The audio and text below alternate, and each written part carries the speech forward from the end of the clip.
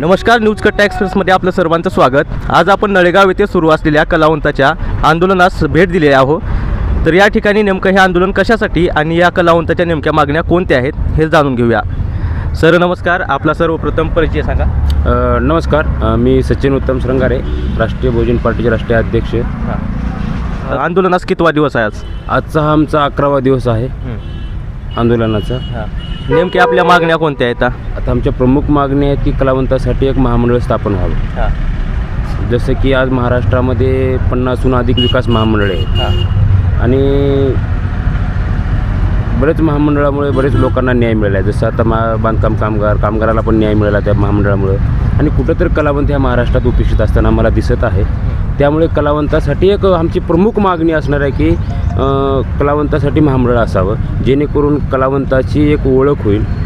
प्रत्येक एक छोट्यातल्या छोट्या कलाकारांची नोंद होईल आणि त्या कलावंतांना एक त्यांचं ओळखपत्र मिळेल. जसं आराध्यांचं ओळखपत्र मिळेल. जसं सोंगाडी पोतराज असेल किंवा कवाल असेल किंवा भीमशेर असेल आणि असे अनेक कलावंत जसे वादक, तबलावादक असतील, ढोलकीवादक असतील, त्या लोकांना ह्या विकास महामंडळामुळे न्याय मिळेल.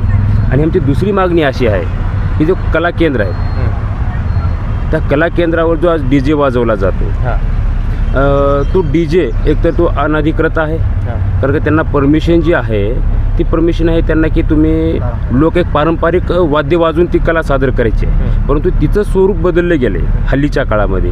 आता आपण बघितले लातूरमध्ये अशा अनेक 2-3 घटना झाल्या आपल्या की त्या कला केंद्रावर मारहाण, मारझोड किंवा त्या अश्लीलता आणि त्यांनी ते DJ जे लावलं आहे त्याच्यामुळे तिथले वादक जे आहेत, तबलावादक, ढोलकीवादक, पेटीवादक, त्यांच्यावर आता सध्या उपासमारीची वेळ आली आहे. तसे ह्या महाराष्ट्रामध्ये असे 10,000 कलाकार जे आहेत त्यांच्यावर आज उपासमारीची वेळ आहे. आणि आमची प्रमुख म्हणजे तिसरी मागणी आमची अशी आहे की जी राजश्री शाहू योजना जी आहे, जी 50 वर्षाच्या कलावंतांना जो 5,000 मानधन जो मिळतो त्याच्यावरती सरकारनं जी समिती स्थापन केलेली आहे ती समिती अगोदर बरखास्त करावी. कारण तिथं काय होतं की या समितीवरचे जे लोक आहेत ते केवळ आपल्या नातलगांचीच, जवळच्या लोकांचीच नावे तिथं पुढं हे करतात आणि त्यांना त्यांचा फायदा होतो. आणि बाकीचे बरेच कलावंत आहेत ते पूर्ण कलावंत त्या योजनेपासून वंचित आहे.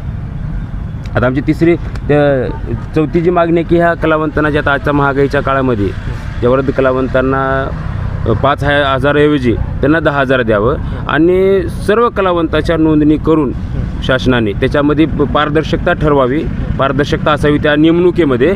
आणि अशा पद्धतीनं ह्या सरकारने एकदम पारदर्शकरित्या काम करून सर्व इथल्या कलावंतांना, छोट्या मोठ्या कलावंतांना न्याय मिळेल असं काम करावं. नेमकं DJमुळं आपल्या कलावंतावर कोणत्या प्रकारचा हे परिणाम होतो? म्हणजे ते पारंपरिक वाद्यापासून थोडं लोक हे जातात ना, थोडं आता सध्या ते. आणि हा आमचा मुद्दा ह्या DJच्या संदर्भात नाही आहे, आमचा केवळ कला केंद्राच्या DJच्या संदर्भात मुद्दा आहे आमचा. कारण तिथे अनेक वाद्याचे वाजवणारे लोक आहेत, जसं ढोल किंवा तबला वादक, ते थोडं उपासमारी त्यांच्यावर वेळ आलेली आहे. आज उपोषणाचा 11वा दिवस आहे, तर सरकारकडून काय प्रतिक्रिया? आता ह्या बाबतीत सध्या नायब तहसीलदार साहेब आले होते की त्या संदर्भात त्यांनी आमच्याशी चांगलं पॉझिटिव्हरित्या रिस्पॉन्स दिला. त्यांनी आम्हाला की सांगितलं की ठीक आहे, ह्या आपल्या मागण्या रास्त आहेत आणि आम्ही लवकरात लवकर ह्या मागण्या आम्ही पुढील अधिकाऱ्यास कळवू. आणि तहसीलदार साहेब पण 2 दिवसात येणार होते, आता ते अजून आले नाहीत. आणि काही सध्या लोकांचा सहभाग जास्त आहे, परंतु लोकप्रतिनिधीचा पण सहभाग ह्याच्यामध्ये जरा थोडा आम्हाला कमी वाटतो. आपल्या आंदोलनाला कोणकोणते कलावंत उपस्थित राहतात? आता आमच्या आंदोलनामध्ये आराधी आहेत.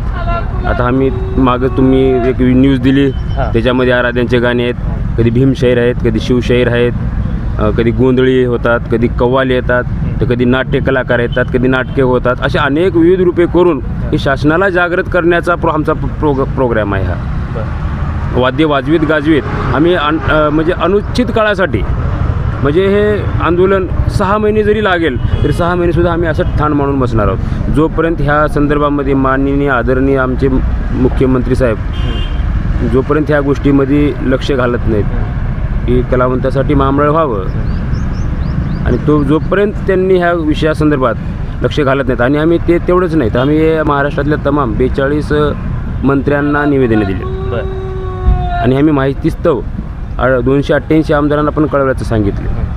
आणि ह्यामुळे आम्हाला असं वाटतं की कुठंतरी कलावंतासाठी न्याय मिळेल आणि न्याय मिळाल्याशिवाय ही इथली टीम कुठंच हलणार नाही आणि सरकारला ह्याचा नक्कीच विचार करावा लागेल. आपल्या मागण्या मान्य न झाल्या तर आपलं शेवटचं टोकाचं पाऊल काय असणार? आणि टोकाचं पाऊल असणार आहे, शेवट आम्ही आमरण उपोषण करणार आणि असं आमरण उपोषण नाही करणार आम्ही, किमान 200 ते 300 लोक आमरण उपोषण करतील ह्या नळेगावमध्ये.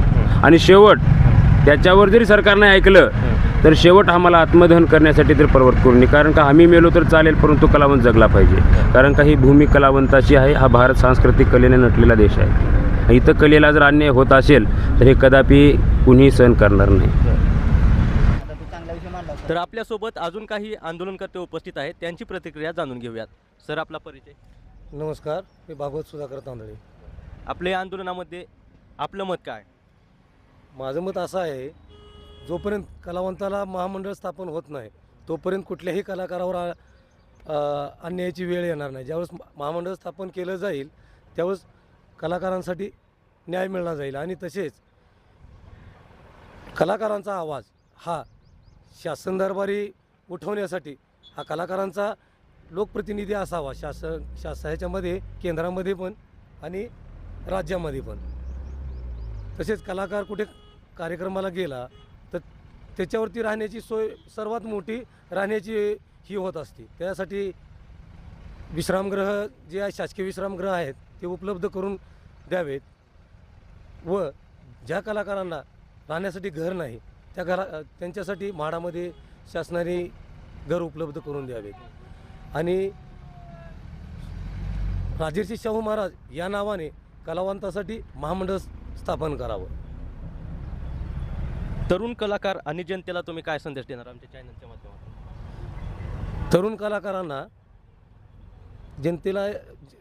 कलाकारा एवढंच माझा संदेश आहे की जो कलाकार आहे, हाडाचा कलाकार आहे, तो आंदोलनात भाग घेतल्याशिवाय राहणार नाही. आणि त्यांना आम्ही काही जाऊन हे करणार नाही, प्रवृत्त करणार नाहीत. तुमच्या न्यूज चॅनलच्या माध्यमातून त्याला समजलं जाणार नाही. तो ऑटोमॅटिक या आंदोलनामध्ये सहभागी होण्यासाठी येणार आहे. धन्यवाद. आंदोलनामध्ये अजून एक आपले उत्कृष्ट पेटीवादक असे आंदोलनकर्ते आहेत, त्यांची प्रतिक्रियाही जाणून घेऊयात. सर, आपला परिचय सांगा. नमस्कार, मी भरत मदने, उदगीर तालुक्यातून आलो आहे. आमच्या मागण्या एवढ्याच आहेत की आमच्यासाठी एक स्वतंत्र कलावंत महामंडळ असावं आणि आमचं मानधन जे आहे 5,000 रुपये महिन्याला आम्हाला भेटतं, ते 5,000वरून 10,000 व्हावं, ह्या आमच्या अपेक्षा आहेत. आपला परिचय सांगा आणि नेमकं या आंदोलनाचे उद्देश काय हे सांगा. मी सुधाकर तांदळे, राष्ट्रीय बहुजन पार्टीचे राष्ट्रीय महासचिव म्हणून मी काम करतो. तर हे जे या नळेगाव नगरीमध्ये जे बेमुदत धरणे आंदोलन चालू आहे, गेली 11-12 दिवस झाले, तर मला एक खंत वाटते आहे की जे स्थानिकचे जे प्रतिनिधी आहेत ते हे आंदोलनाला अजूनही म्हणजे कुणी भेट दिलेली नाही आहे. आणि हे जे आंदोलन जे आहे ते ह्या आंदोलनाची खऱ्या अर्थाने हे केंद्राने दखल घ्यायला पाहिजे. कारण कलावंत ही समस्या ही राष्ट्रीय समस्या आहे. कलावंत नुसता काय महाराष्ट्रामध्येच आहे असं काही नाही आहे. कलावंत हा पूर्ण अखंड देशामध्ये प्रत्येक राज्यामध्ये प्रत्येक घराघरामध्ये कलावंत आहे. पण त्या कलावंतांना कुठेतरी दाद मिळाली नाही आहे, संधी मिळाली नाही आहे. म्हणून पर्यायी मार्ग काढून जे आपली उपजीविका जे भागवत आहे अशा कलावंतासाठी एक नामी संधी म्हणून एक कलावंतासाठी एक विकास महामंडळ निर्माण करावी शासनाने, अशी या आंदोलनाची प्रमुख मागणी आहे. आणि परत मग ज्या वेळेस आता एखादी हलकेवादक असेल, बँडवादक असतील, अशाही कलावंतांना ज्या वेळेस आपली कला सादर करतात त्यावेळेस एखाद्या वेळेस लोकांची मारहाणीची तक्रार येते किंवा अशा या कलावंताची अनेक तक्रारी येतात. तर ह्या तक्रारीचं निवारण म्हणून शासनाने या कलावंतांना एक संरक्षण कायदा आणावा, अशी ही मागणी या आंदोलनामध्ये केली आहे. अशा या विविध मागण्यासाठी जे हे धरणे आंदोलन जे आहे, या धरणे आंदोलनामध्ये अनेक कलावंत या ठिकाणी सामील होत आहेत. हे आंदोलन मोठ्यात मोठं ठिकाणी होत आहे.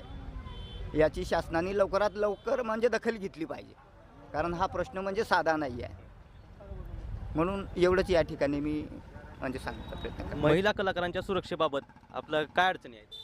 आता हे महिला बी ज्या काही कलावंत आहेत त्या अगोदरच म्हणजे कलेमध्ये पारंगत आहे, पण ते कुठेतरी हे जे म्हणजे सामाजिक जे संस्कार पद्धत जी आहे की जे ज्यांना वाटते किंवा आपण या पुरुषांच्या समोर कसं यावं किंवा इथे कसं राहावं किंवा अशा ज्या काही अडचणी आहेत, तर अशा अडचणीनं थोडं त्या स्त्रियांचं खच्चीकरण होत आहे.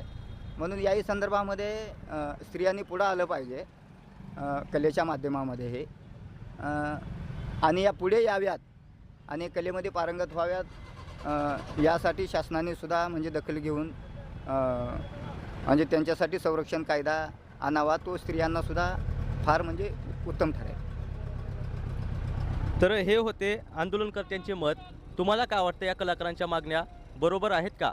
कमेंट करून नक्की सांगा आणि अशाच नवीन अपडेट जाणून घेण्यासाठी आत्ताच न्यूज कट्टा एक्सप्रेस या न्यूज चॅनलला सबस्क्राईब करा. धन्यवाद.